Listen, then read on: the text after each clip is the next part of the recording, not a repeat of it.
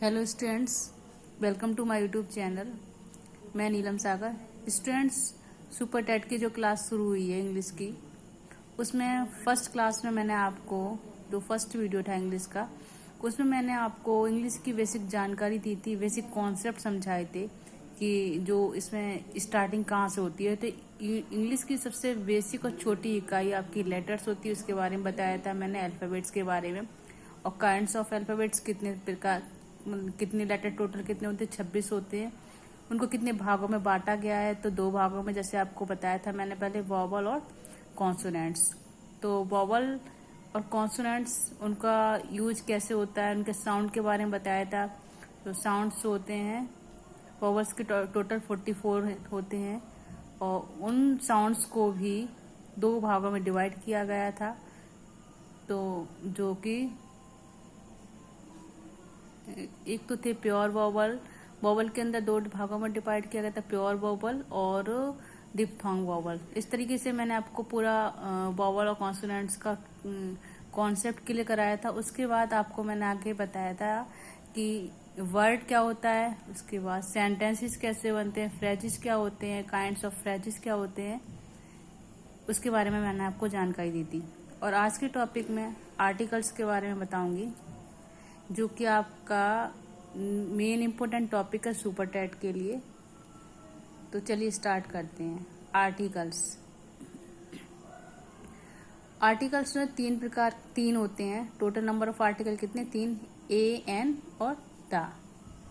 Kind of articles, इसको जो A N दी है, इसको 2 भागों में डिवाइड किया गया है, इंडेफिनेट आर्टिकल और डेफिनेट आर्टिकल।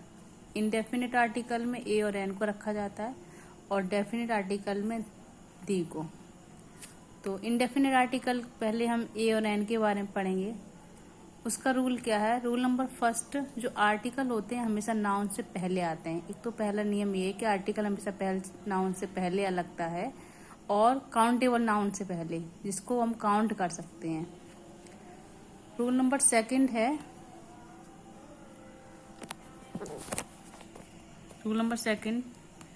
जिन नाउन का पहला अक्षर ए, ई, आई, ओ, यू ना हो, तो जिनसे व्यंजन ध्वनि निकले, उनसे पूर्व एक अंग्रेजी के लिए ए का प्रयोग करते हैं। जैसे कि कोई भी वर्ड है, उसका पहला word a, E, I, O, you ना हो, और उनका जो व्यंजन है ना, व्यंजन ध्वनि निकले, स्वर न निकल के व्यंजन ध्वनि निकले, मतलब कॉन्सोनेंट साउंड निकले, उनसे पूर्व हम अंग्रेजी के लिए उनसे पूर्व क्या लगाते हैं? ए। यहाँ पर एक एग्जांपल देख लेते हैं, जैसे कि है कैट। तो ये जो CAT कैट है, इसमें सी जो है कॉन्सोनेंट है, जैसा कि हमने पर पढ़ा, कॉन्सोनेंट्स वर्ड है। और बोलने पर भी सी अगर हिंदी में लिखते हैं तो उसका ध्वनि भी हमारा सी यानी कि सा बन रहा है। तो ना तो ये वॉवल है, ना ही ये वॉवल है, ये दोनों ही, ना ही हिंदी से देखते हैं तब भी ये वॉवल नहीं है, और इंग्लिश वर्ड से देखते हैं तब भी ये लैटिन वॉवल नहीं है, लैटिन वॉवल नहीं है। तो इससे पहले हम ए का यूज करेंगे। सेकंड रूल है, इसके कुछ एग्जांपल देख लेते हैं। एग्जांपल्स हैं, this is a word, that is a horse, this is a pen, that is a chair. तो this is a word, B क्या है? कॉन्सोनेंट वर्ड है, इसका साउंड भी हमारा कॉन्सोनेंट से आ रहा है। ठीक इसी प्रकार एच क्या है? कॉन्सोनेंट से, और इसको बोलने पर इसका जो प्रोनाउंस है, वो साउंड भी हमारा एच क्या निकल रहा है, वो सॉरी कॉन्सोनेंट्स निकल रहा है।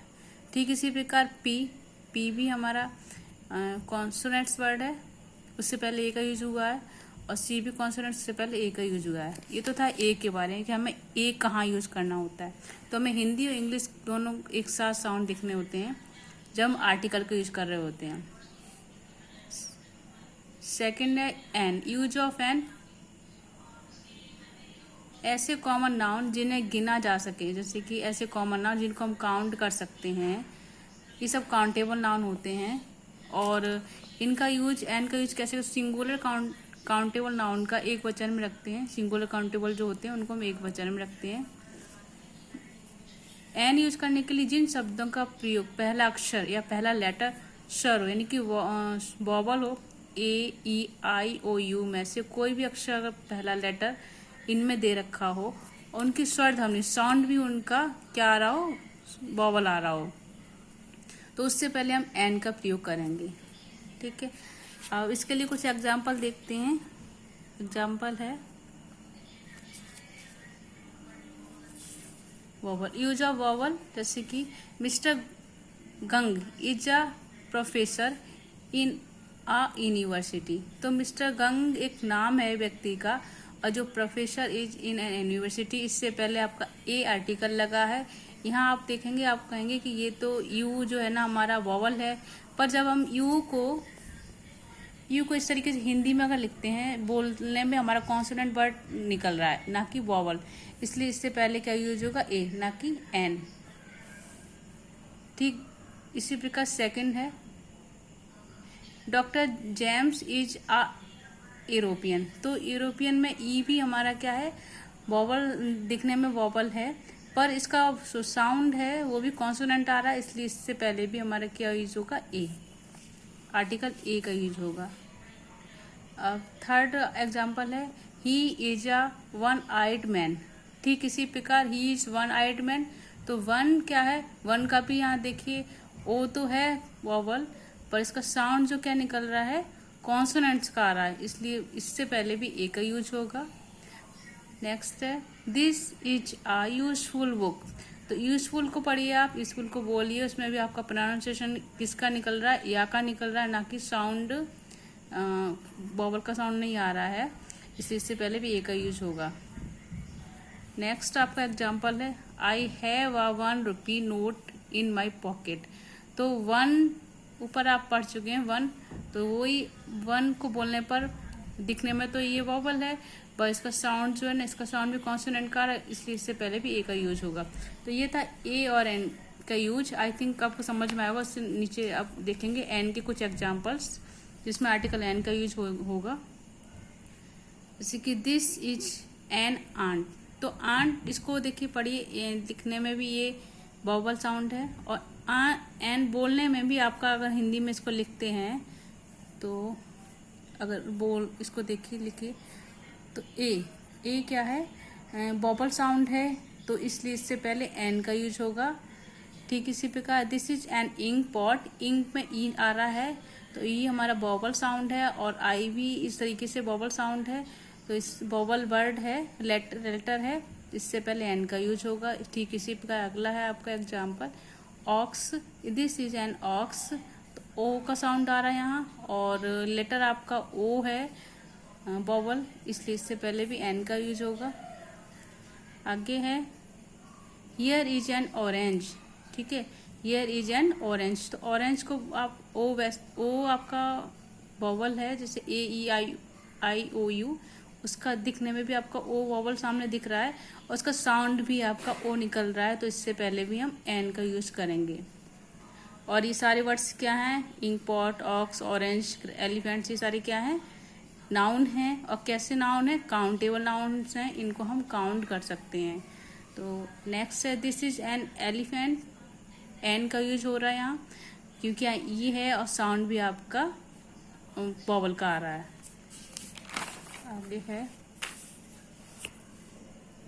अब use of an with consonants. Consonants के साथ कैसे यूज करते हैं, जिससे साउंड कॉन्सोनेंट्स आ रहा है, तो वहाँ कैसे इसको पहचानते हैं, जैसे कि Amjad will finish his work in an hour. Amjad will finish his work in an hour, मतलब अमजाद जो है अपने काम 1 घंटे में पूरा कर लेगा, कंप्लीट कर लेगा। तो हावर देखिए, एच का जो है ना, ये दिखने में तो कॉन्सोनेंट्स वर्ड है, पर इसका साउंड क्या आ रहा है, आ, इसलिए इससे पहले एन का यूज होगा, आर्टिकल एन का यूज होगा। नेक्स्ट है you are an honest person. H को हम आ से इस तरीके से वर्ड आते तो इसको आ से पढ़ते हैं, तो you are an honest boy. तो आ का साउंड है, और यहाँ है कॉन्सोनेंट्स लेटर, तो इससे पहले भी एन का यूज होगा। और आगे है Vijay is an heir to my property. तो हायर हा पढ़ते हैं, जब हायर कर आ निकल रहा है इसका साउंड, और पर ये जो लेटर है वो एच है, तो इससे पहले आर्टिकल एन का यूज होगा। ये तो था ए और एन के बारे में। आई होप ए और एन आर्टिकल आपको अच्छे से समझ में आया होगा।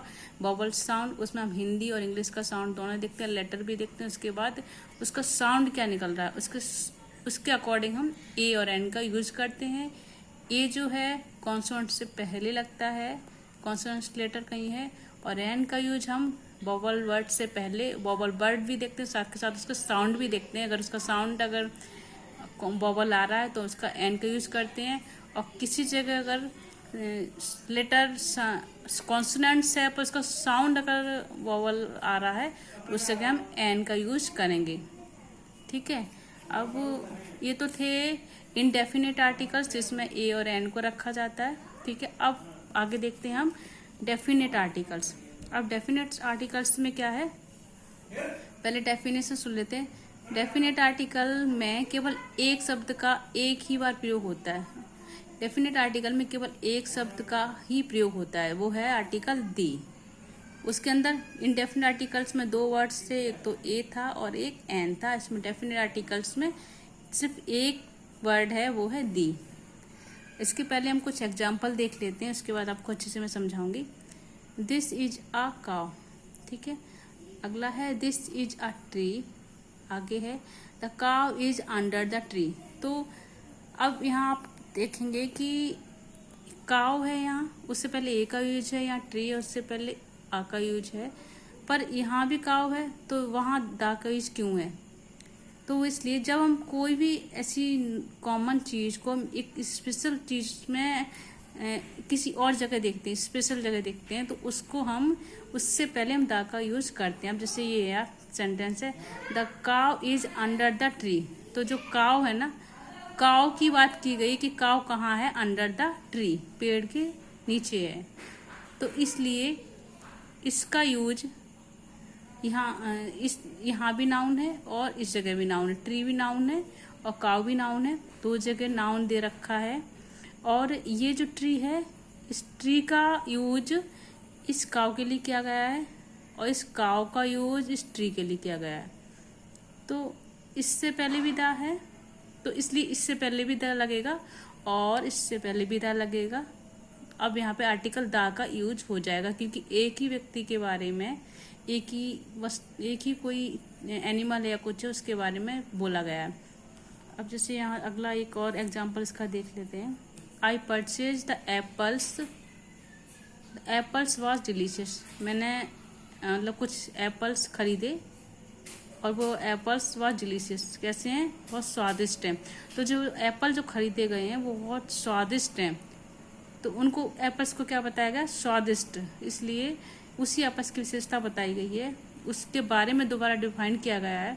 तो इस आर्टिकल से पहले क्या लगेगा, इस दोनों नाउन से पहले क्या लगेगा, दी का यूज होगा।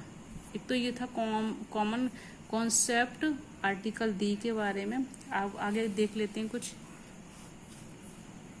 आगे है नेचुरल थिंग्स के से पहले भी दा का यूज होता है, जैसे नदियां हैं, रिवर्स, पर्वत, माउंटेन्स, महासागर। अगर ऐसा कोई वर्ड्स आता है उससे पहले हम दा का यूज करते हैं। खाड़ी है, सूर्य, चांद, आकाश, समुद्र, जो कि नेचुरल थिंग्स हैं। न्यूज़पेपर, कोई भी न्यूज़पेपर हुआ, जैसे द टाइम्स ऑफ इंडिया, यहाँ टाइम्स ऑफ इंडिया न्यूज़पेपर से पहले दा का यूज हो गया। हिंदुस्तान, उससे पहले दा का यूज हुआ है। आगे अगर कोई महान ग्रंथ है तो उससे पहले भी हम दा का यूज करते हैं, जैसे रामायण, गीता, महाभारत, बाइबल, इस तरीके से। नेक्स्ट है वर्ब से पहले। अगर किसी चीज़ को क्लासीफाई किया गया है, जैसे कि मान लो कोई हॉर्स है, अगर एक हॉर्स है तो फिर आप हॉर्स कर देंगे। अगर हॉर्सेस एक ग्रुप बताया गया किसी एक ही जाति का, तो उससे पहले भी हम दा का यूज करते हैं। उससे पहले भी दा का यूज हम नहीं करते, ये मतलब रूल, ग्रामर का रूल फिक्स है, तो उससे पहले भी दा का यूज होता है।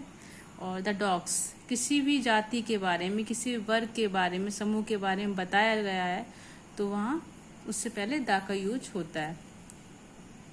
आगे है राजनीतिक दलों से पहले, जैसे कि the Muslim, the Congress party, जैसे कि द कम्युनिस्ट पार्टी, ETC। अब दा का यूज हम कहाँ नहीं करते, मैं वो बताऊंगी अब कंट्री जैसे स्ट्रीट्स, अगर किसी स्ट्रीट्स का नाम आता है तो उससे पहले दा का यूज नहीं होता है। रोड्स, किसी रोड का नाम है, कोई रोड है, उससे पहले दा का यूज नहीं होगा। किसी नाम से पहले, जैसे कि राम, द राम, तो हम राम नहीं बोलेंगे, the Ram, my name is the, इस तरीके से किसी भी नाम से पहले दा का यूज नहीं होता है। अब मेन प्लूरल में है, वुमन भी प्लूरल में है, तो मेन और वुमन से पहले कभी भी दा का प्रयोग नहीं होता है। ये ग्रामर का रूल फिक्स है इसमें। आगे सिटी, किसी भी सिटी से पहले, जैसे द आगरा सिटी, कोई भी अगर सिटी है तो उससे पहले दा का यूज़ नहीं होगा। कोई भी लैंग्वेजेस है जैसे उर्दू, हिंदी और इंग्लिश, तो इन लैंग्वेजेस से पहले या पंजाबी दा का यूज़ नहीं होता है। कंट्री है, कोई भी कंट्री से पहले, जैसे कि इंडिया है तो द इंडिया नहीं बोल सकते, और किसी भी कंट्री से पहले दा का यूज़ नहीं होगा। बट जैसे यूएसए है, यूएसए से पहले दा का यूज इसलिए हुआ क्योंकि वो ग्रुप ऑफ कंट्री है। किसी भी जब किसी कंट्री का ग्रुप, एक जैसे यहाँ ऊपर ग्रुप की बात की थी मैंने, तो ग्रुप की बात आती तो उससे पहले दा का यूज होता है। आई होप गाइस आपको ये वीडियो पसंद आई होगी, और अगर पसंद आई तो वीडियो को लाइक कीजिए, शेयर कीजिए और सब्सक्राइब कीजिए।